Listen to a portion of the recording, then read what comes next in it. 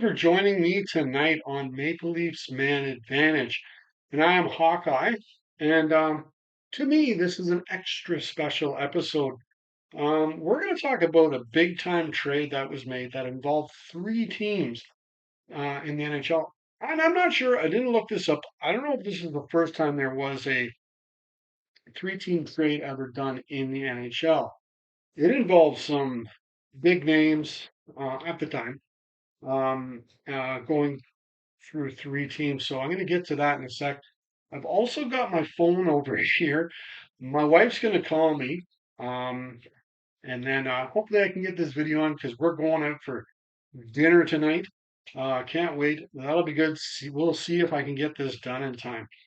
So here we go. Here we go. So it was on January the 31st, 1971. There was a big three-team trade involving the Toronto Maple Leafs, the Philadelphia Flyers, and the Boston Bruins, who had just won the Stanley Cup.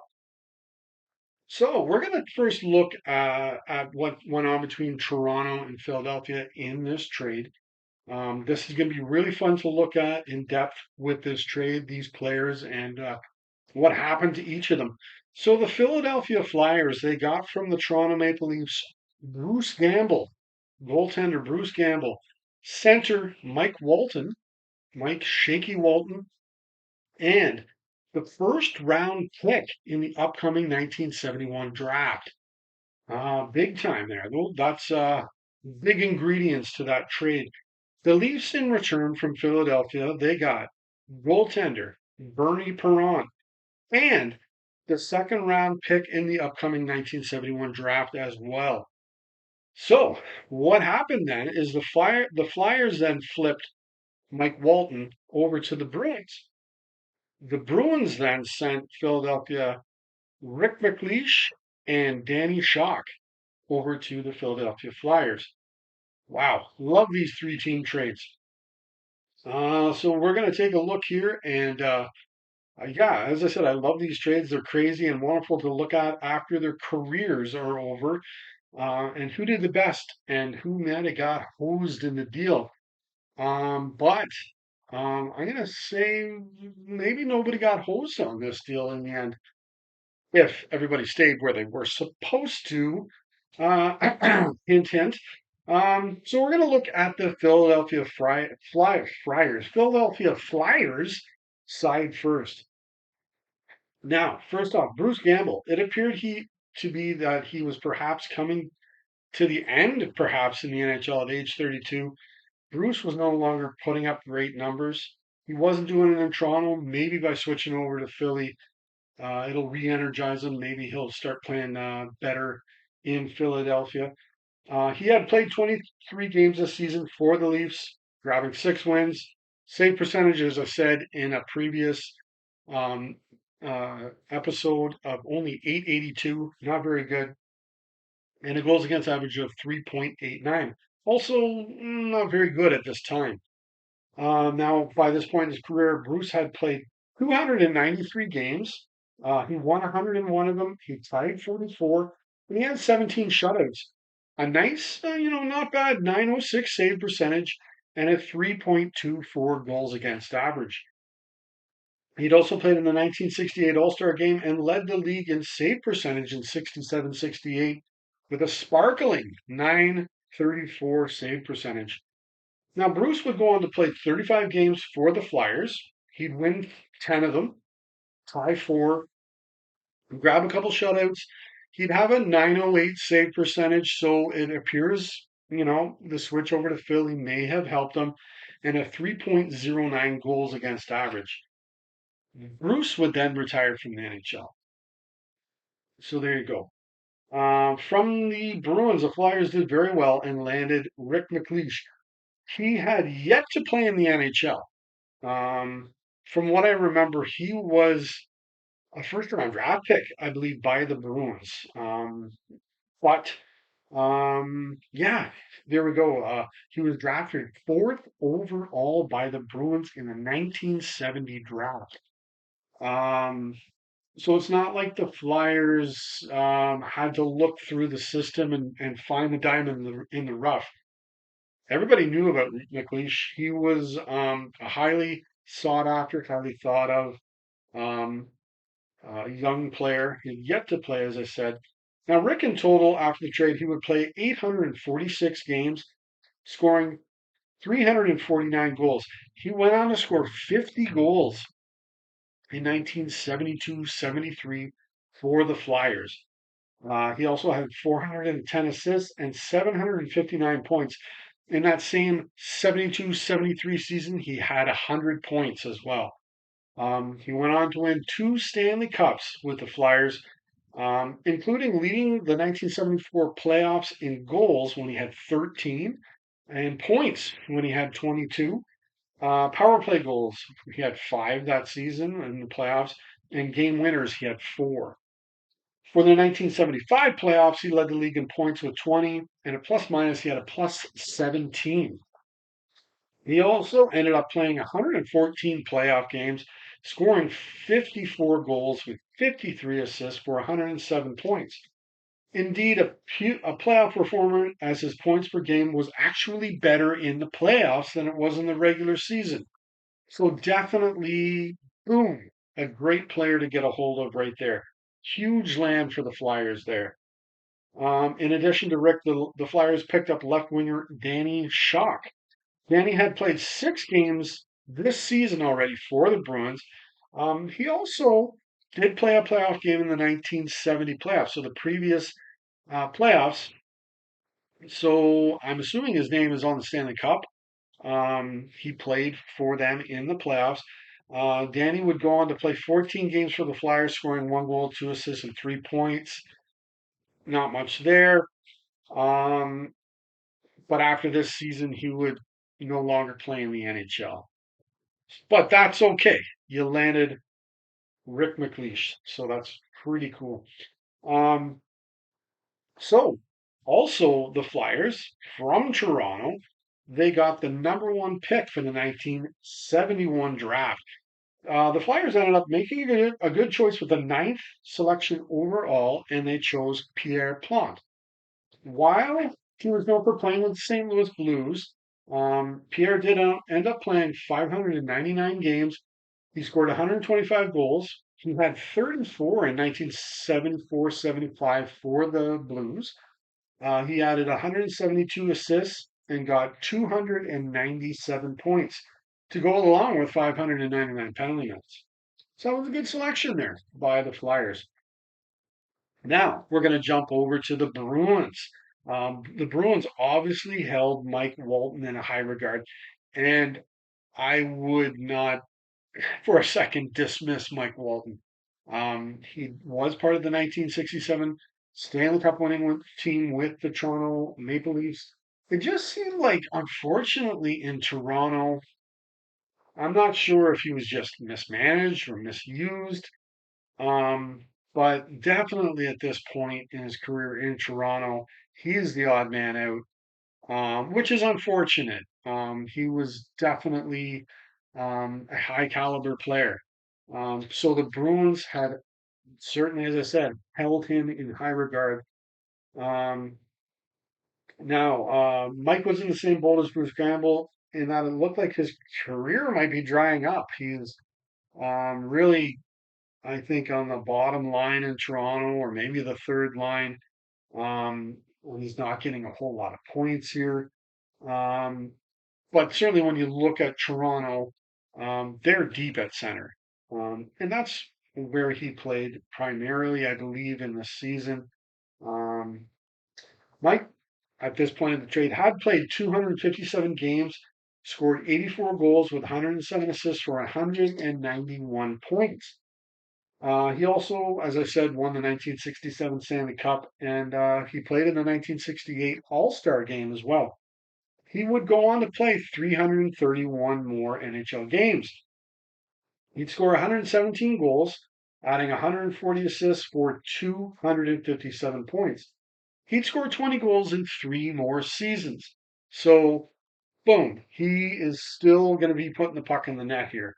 No doubt about it. He also then went on to win the 1972 Stanley Cup with the Boston Bruins, who he was traded for. After playing for the Bruins for 3 years, Mike jumped over to the WHA, and he played there for 3 seasons with the Minnesota Fighting Saints. There he played 211 games. He scored 136 goals with 145 assists for 281 points. He was definitely a point getter in the WHA. In fact, he led the 1973-74 WHA season in goals. He had 57, as well as points. He had 117. Interesting to note, his coach that season was Harry Neal for the Minnesota Fighting Saints. Mike then came back to the NHL for 4 seasons, and he kind of bounced around. He played for the Vancouver Canucks, the St. Louis Blues, went back to Boston again, and ended his career with the Chicago Blackhawks. So that is a good grab for Boston because as I said, he's still able to put the puck in the net, and he went on to win the Stanley Cup with these guys. That I think is what Boston's after, right? Another Stanley Cup. So there you go. Now we're going to look at Toronto here, and believe it or not, it was the Leafs who got the lone Hall of Famer in this trade. Amazing, and that is Bernie Perron. He, at this point of his career, had played 245 games. He grabbed 70 wins, 52 ties. Incredible. His ties isn't that much lower than the wins. He also had 11 shutouts, had a nice 916 save percentage, and a 2.92 goals against average. Telling me, and I know this is true, he didn't play on some very good teams. He with Philly, they weren't so bad when he was with them when they came into the league. As in the West, they were, I believe, one of the better teams in comparison to the other division, the East. Yeah, they weren't as good generally as most of those teams. Before Philly, he had played for the Boston Bruins. Now, this was the Boston Bruins before Bobby Orr, if I'm not mistaken. Or if he did, he played with Orr for 1 year in Boston, and they still weren't very good. Um, so yeah, he hadn't played on some really great teams, but he had also played in two All-Star games by this point. I would say, though, in my opinion, I could be wrong. I wasn't around then. I didn't know all of these teams and know them intricately as to how great they were, all the teams he had played for. But I think this team that he went to in Toronto, this may have been the best team Bernie had played on at this point. Um, Now, I got to say, sadly for the Leafs, Bernie only played this year, the remainder of this season, and the next season in Toronto before he left for the WHA, and he played for the Philadelphia Blazers. He then returned to the NHL, but he was traded back to the Philadelphia Flyers. Um, I, if anyone knows out there, let me know. Put it in the comments section. Why was this?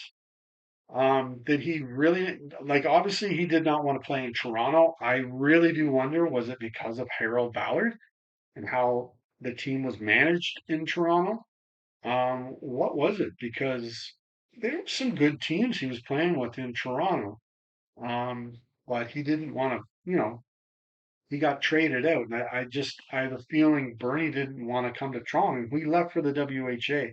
Only played 1 season and then came back to the NHL. I would like to know what that was. That you know why this trade was made. But after this trade, Bernie would play 363 more NHL games. He would win 201 of them. Excellent job there. Tying 67, he'd get another 43 shutouts. His save percentage wasn't very much different. It was 914, but his goals against was much better. It was 2.32. So that is zero point 0.6 goals per game better. since this trade. So he's definitely playing on some better teams now. And Bernie would go on. He would go on to win two Stanley Cups. He would also win two Conn Smythe trophies as the playoff MVP in both of those seasons, in both of those playoffs. He also led the league in wins in two seasons. He also won two Vezina trophies. He played in three All Star games and led the league in save percentage in 1973, 74, when it was 932. Nothing to sneeze at there. And he led the league in goals against average in two seasons as well. He also led the league in shutouts in three seasons, all after the trade to Toronto. And I got to say, this is an A goalie. You have got yourself something to hold on to. And we're going to match him with Jacques Plante, who is also an A goalie. He's also, unfortunately, nearing the end of his career, but boy, oh boy, he is still able to play net um, in Toronto at this point. So we've got a wonderful combination in net for Toronto here. Um, Now, after the trade, Bernie would go on to play 63 playoff games. He'd win 36 of them and grab six shutouts in those 63 games. So I will mark this down as one trade Toronto cannot make in giving this Hall of Famer back to the Flyers. Hold on to this guy. Um, if it was for some reason he just couldn't play, didn't want to play in Toronto, I think he played well in Toronto. Um, I, I believe he enjoyed his team in Toronto. I would want to keep this guy in my net. Um, whew, you have to keep that guy in Toronto. So now, also the Leafs got this second round draft pick in the 1971 draft, the draft that'll happen at the end of this year. Now, I got to say, usually when you give up a first rounder and get a second rounder back, I'm usually throwing my hands in the air on that one. Not a good deal. But A, we got a Hall of Fame goalie, and B, the Leafs made a good pick in this upcoming draft. So I'm going to let you know who that is, and that was Rick Kehoe. Um, so adding him in there too, that makes it all right. I'll definitely make this trade. Rick ended up playing 906 games, scoring 371 goals. He actually went on to score 55 goals for the 1980-81 Pittsburgh Penguins. He also had 396 assists for 767 points. Now, the 55 goals that Rick got was certainly a career highlight. Um, it was so much so he actually never scored 40 goals in any other season. So this is really well, a high watermark, I guess, for Rick. But he did score 30 goals in five other seasons. So it's not like he had a short career or it was just this one season that did it all. He was consistent out there, usually getting like the 20, 30 goals. Um, and now another thing I got to mention, I know I always mention guys that get the penalty minutes, but I like to mention guys that don't get very many penalty minutes. And in Rick, once again, flip these pages around. Come on, come on. He played 906 games. It's almost 1,000. 906 games. He only had 121, no, 120 penalty minutes. Whew, good job there, Soon. You know what he did? He won the Lady Byng in 1980-81 for the Penguins. And he was an all-star on two occasions as well. So there you go. Interestingly, the Bruins won a cup with Walton. The Flyers won two cups with McLeish. And the Leafs got a Hall of Famer who they traded back to the Flyers for him to win two cups. Hey, I'm going to see what I can do with my team to not make that happen. But in the end, I totally give this trade a green light. And I gotta say, it was a trade that helped all three of these teams out. Um, it really did. It really helped them all out. And it was a good trade, I guess, for everybody. So I'm going to show you the final update of the 1970 71 Toronto Maple Leafs. And here we go. So as you can see in that, whoa, that's way over there. We got Paul Jacques Plante and Bernie Perron, and I've put Sittler in there now, and Walton is gone. So there you go. Not much difference between the real Toronto Maple Leafs of that season and this one, but I've got Oliver in there where he was traded to Minnesota, but I'm going to keep him here. Assuming we got Sittler in the lineup, maybe next year we're going to look at these centers again and see that's way too deep of a center group there. Um, Next season, though, I know one more player will be added to the roster. So you're going to have a roster size of 19, two goalies plus 17 outside of the net. I think it was 82, 83. It went up to 20. But you're going to be adding one more player up front there. So but still, that's a deep center group, um, highly skilled center group. So there you have it. So yeah, if you like this video, don't be afraid to hit the thumbs up. Certainly, if you want to comment on anything, do so. If you have any knowledge of Bernie Perron being traded out of Toronto, let me know about that. Certainly going to have that in an upcoming episode. Um, but there you have it. And then, of course, I would appreciate it if you would subscribe. That'd be cool. I've certainly got other videos on here about the NHL and about the Toronto Maple Leafs going through time. So until next time, go Leafs, go!